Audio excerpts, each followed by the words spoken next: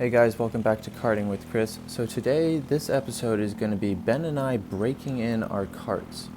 So you've seen in the past video that I got a new kart because the Praga died. Rest in peace, Praga. I will remember you. But you know, I got the orange kart that you saw, and then the kart that is being filmed right now, this is Ben driving.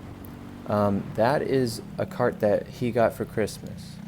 And so his is a 2019 OTK, mine's a 2018 OTK.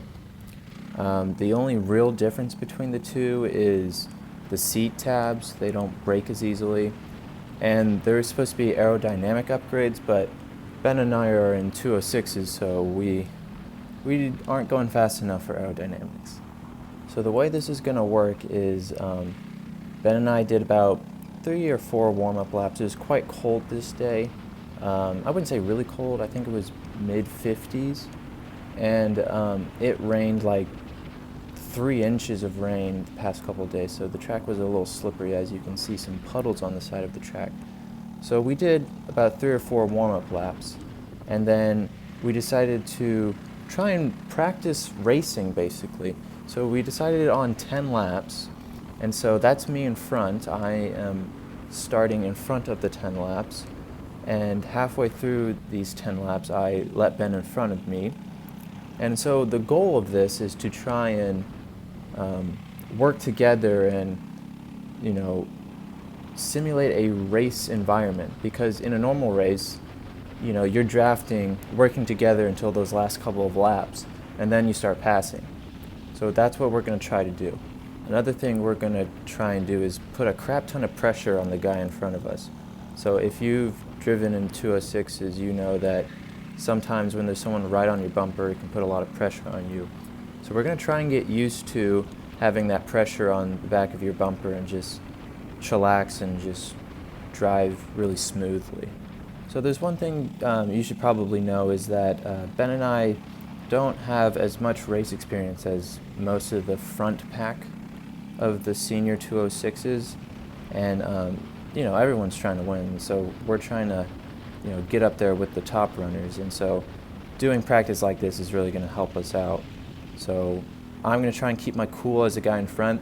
Ben's going to try and put as much pressure as he can onto me, and hopefully if I don't make mistakes, it'll be extremely hard for me to pass him. So that's the goal here. Try not to make a mistake if you're the guy in front, and try and not make a mistake if you're the guy behind, because if you're the guy behind and you make a mistake, you're going to get out of that slipstream and, you know, you're toast. So going through 7 here, again, I'm the guy in front of Ben, kart number 240, and going through here, Ben messes up, gets a bit of oversteer. No! And that's one thing we noticed. Ben's kart oversteered a little more than my kart. On a day like today, my kart was understeering a bit, but it's usually pretty good handling wise. Ben's was oversteering a bit. So that's one thing we noticed about his kart. So coming up to turn 3 here, this is something I noticed as I was watching this footage. So going through the chicane, Ben would catch up to me, and it wasn't just because he had the slipstream. I think it was because I was struggling with a bit of understeer, and so I couldn't really get the kart to turn into the chicane. And so you can see, even though Ben did mess up through 8 and 9 the last lap around, he still was able to catch up to me because I messed up a couple times. Nothing too big, but a bunch of tiny mess ups, you know, they stack up, and you can see Ben is right next to me, or right behind me, not next to me. So we are on lap 5. Like I said before, on lap 5 we are going to switch. So on the last straight, I'm going to give Ben, I'm going to slow down and give Ben the lead in front so I can put a bunch of pressure on him. But one thing I noticed is that, you know, the chicane right there, like I said, it's just, he would beat me every time through there. And, you know, it was kind of frustrating for me. But I knew through 8 and 9 is somewhere where I would usually pull away from him. If he got it perfect, you know, he would be able to stick with me. But there I go, I slow down, and now Ben's in front. And then, of course, I always do this. I don't do it on purpose. It's just I always do this. When I let someone by, and I want to draft off of them, you know, in a scenario like this, I always slow down way too much, and now I'm just not within his slipstream.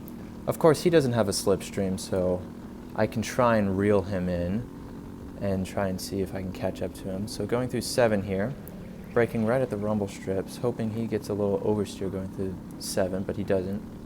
And then going through 8 and 9, we managed to do it at about the same pace.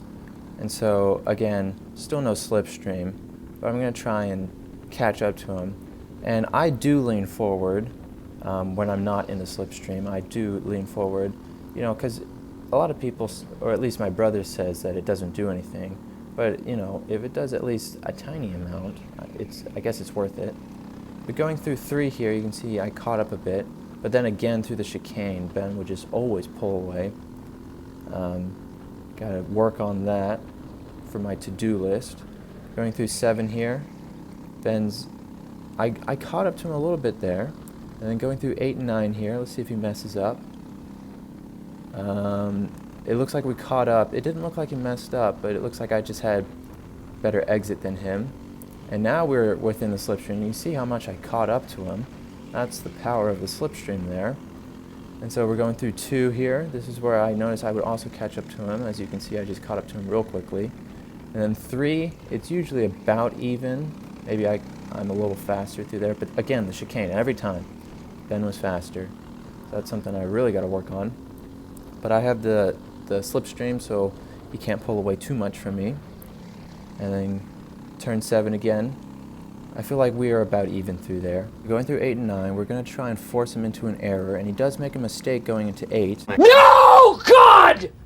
But I accidentally bang into the back of him as he points me by. No, God, please, no! No! It lose momentum, and, you know, I couldn't really get by him, because once you tap them, you lose your momentum, and you can't get by them anymore. So I don't know if you've noticed yet, but every single time one of us makes a mistake, I pull out the Michael Scott no. So I shouldn't be having to pull that meme out, but sadly Ben and I are making mistakes as we go through the chicane. This guy very graciously and kindly lets us by. Thank you, bud. And now we are coming up to our last lap on lap 10. So going through these corners here, I'm going to really try and push Ben, try and see if I can still get in his head, you know, because he knows I'm behind him, and he knows that what we're trying to do is just be behind us as he messes up yet again. No! But yeah, I talked to Ben in the pits, and I told him, hey, I'm not going to pass you unless you point me by or unless you want to, like, battle each other. But still, even with him knowing that, I'm still able to put a lot of pressure on him and force him into an error. And, you know, he did the same to me, you know. He forced me into a couple errors. But we're on lap 10 of 10 as we go through turn 7 here. And after this, Ben's going to go into the pits. I stayed out a little longer because I wanted to try different lines through the chicane. Because, again, you know, I've been saying this whole video, you know, a good drinking game every single time I say chicane. But, yeah, every single time I went through the chicane, Ben would pull away from me. So I stayed out, tried to figure out what the heck he was doing there and how I can get a little faster. But I'm going to skip ahead and show you a different session when Ben and I were out there. So I'm only going to show you one lap, and I thought this lap was pretty good of me staying right on his bumper. So we're coming out of 8 and 9.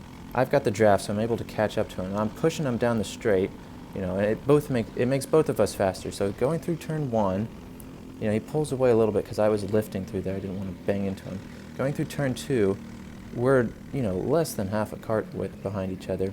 Turn 3, I'm going to stay right on his bumper going through the chicane. And then this is where you're going to see him pull away coming out of the chicane. And, you know, I tried different lines through there. I'm going to have to talk to him, see what he's doing. But we're still pretty close to him, trying to put a lot of pressure on him. And then going through 8 and 9, I go in a little too hot, get a little sideways, make a mistake. No! And he pulls away from me, and, you know, I screwed up that whole thing. So this is going to be the end of the video. If you liked it, please subscribe. I know it was kind of boring, but this is just Ben and I testing and tuning, getting ready for the winter races, and hopefully my next video will be a little more exciting. It'll probably be the winter race, and if you have any questions or suggestions, please comment below. Thank you guys for watching, and have a good day.